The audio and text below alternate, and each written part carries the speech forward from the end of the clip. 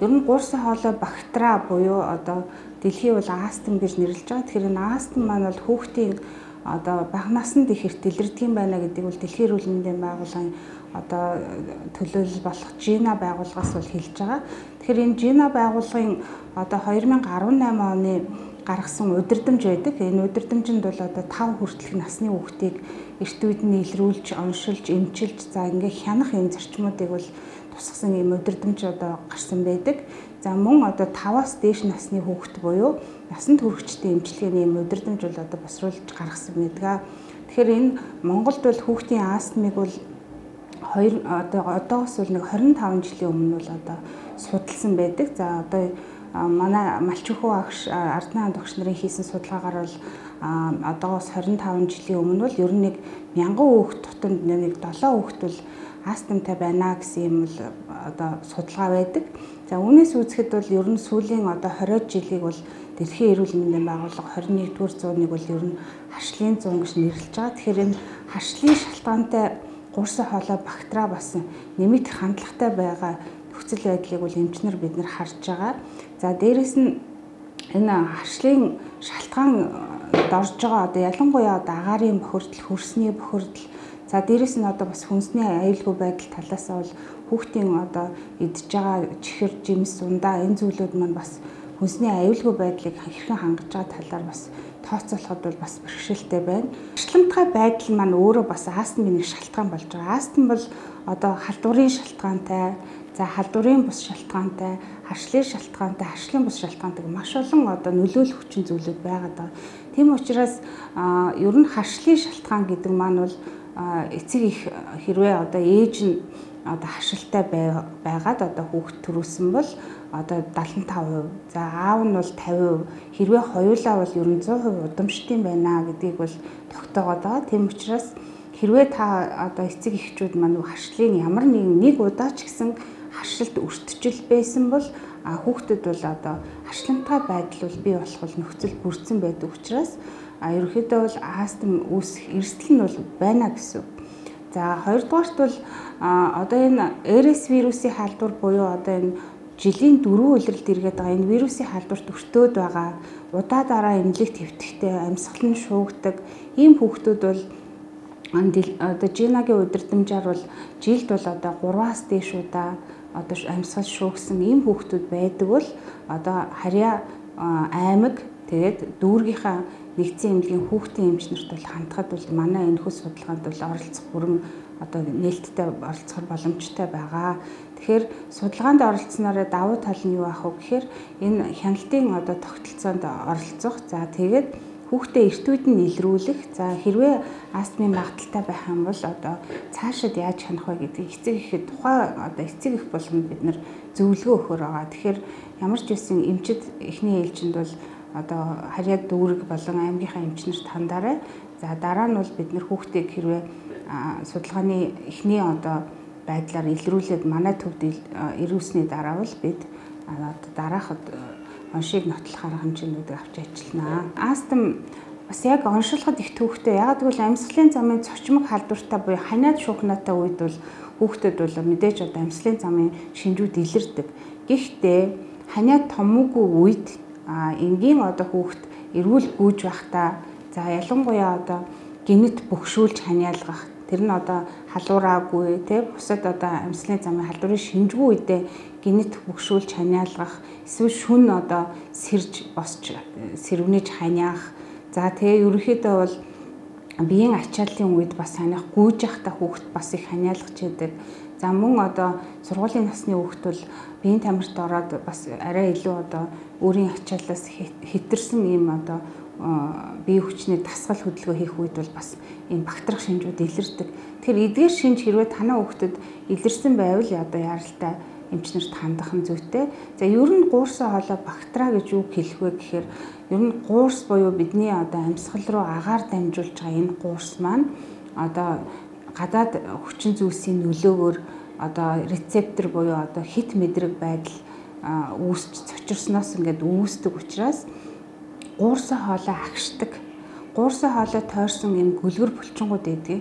Энд эдгээр булчингууд бол энэ цочирсноос болоод агшдаг. Тийм учраас агаар дамжуулж байгаа зай нарийсаад за дээрэс нь мөн одоо бидний одоо агаарыг цэвэрлж идэг ийм салс буюу цэр ялгарч идэг энэ шүүрэл маань нэмэгдээд ирэхээр нарийнхан зайд одоо бөглөршил үүсэх. За тэгээд агаар дамжих урсгал саатах эдгээр шинжүүд илэрдэг учраас цээж давчдах буюу багтрах гэдэг шинжээр илэрдэг ийм өвчин байгаа. Тийм учраас эдгээр шинжүүд эцэг эхчүүд хэрвээ одоо энгийн нөхцөлд илрүүлж байгаа бол эмчэд хандхад боломжтой гэж хэлмээр байна. За ер нь хяналттай явна. Одоо хяналт гэдэг маань эм уухгүй үе байна.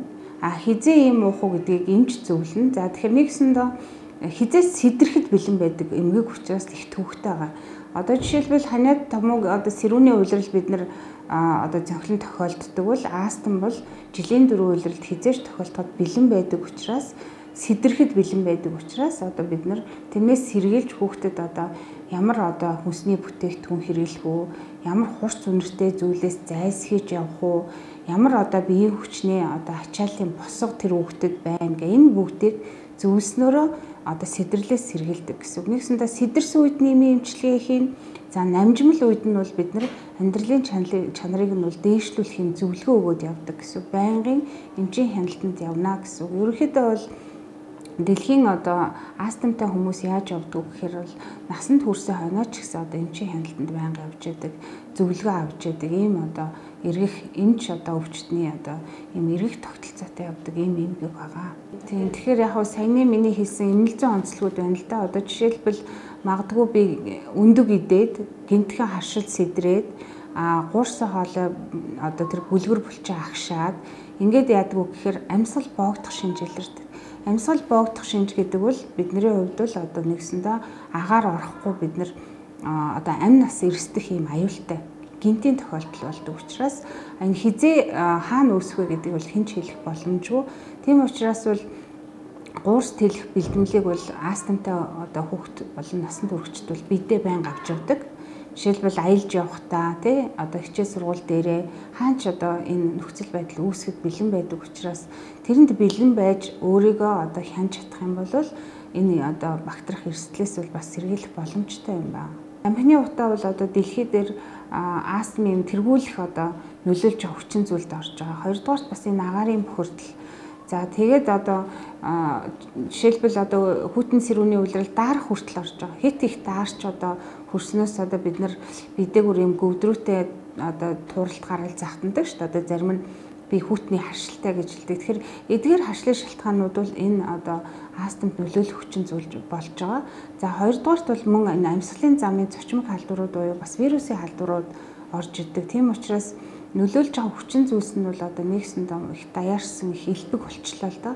Тийм учраас одоо магадгүй хэрэглэж байгаагүй бокс агуу хэрэглэхэд хүртэл энэ астм одоо үүсэх сэдрэхэд ийм бас нөлөөлөх юм нөхцөл үүсээд байгаа учраас одоо яг тухайн хүүхдэд бол бид нар чадвал одоо энэ нөлөөлж байгаа хүчин зүйлсийг илрүүлээд та одоо үүнээс сэргийлж яваарай гэдэг бас зөвлөгөө өгөхийг зорж байгаа.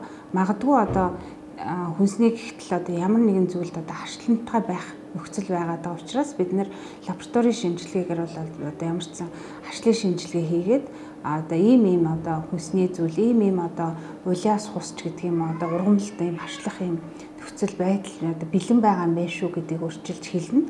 Ингэсний дараа бол эцэг эхчүүд одоо жишээлбэл одоо цэцэг ногоо дэлгэрэх цагаар жишээлбэл одоо аялал зугаалахгүй байх ч гэдэг юм уу тийм ээ одоо нөгөө юунд харшлахад бэлэн байгаа гэдгийг мэдснээрээ тухайн зүйлээс бол одоо хэрэглэхгүй зайлсхийх юм арга хэмжээ авах боломж бүрддэг. Астм гэдэг ойлголтыг бол одоо үндэсний хэмжээнд бид нар одоо түгэж ер нь бол мэдээж онцлогдоод эмчлэгдэж байгаа зөндөө хүүхдүүд байгаа. Манай одоо хүүхдийн эрүүл мэндийн үндэсний төвийн диспансерийн хяналтанд ч зөндөө хүүхдүүд явж байна.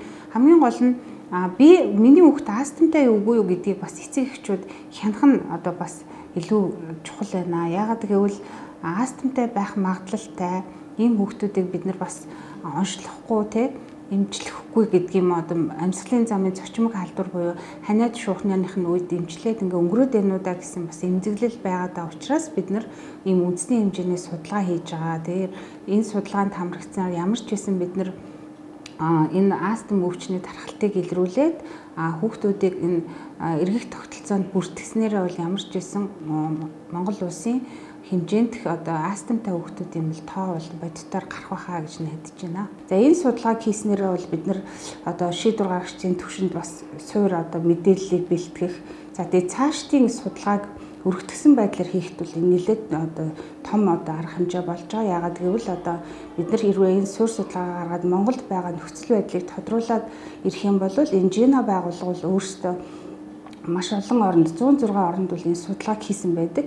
За судалгааг бол маш их өргөн хүрээнд цар хүрээгээр хийдэг ийм байгууллага байгаа. Тэгэхээр энэ байгууллагад бид нар хэрвээ нэгдэж чадах юм бол дараагийн судалгааг бол манай оронд бас хийх боломж бүрдэх болов гэж бас харж байгаа. За тийм учраас эхний ээлжинд ямар ч байсан бид хүүхдийн эмчнэрээ бол энэ мэдээлэлээр бол хангасан. За тэгээд тэд нар маань бол өөрийнхөө хүрээнд хандсан хүүхдүүдэд бол мэдээлэл өгнө.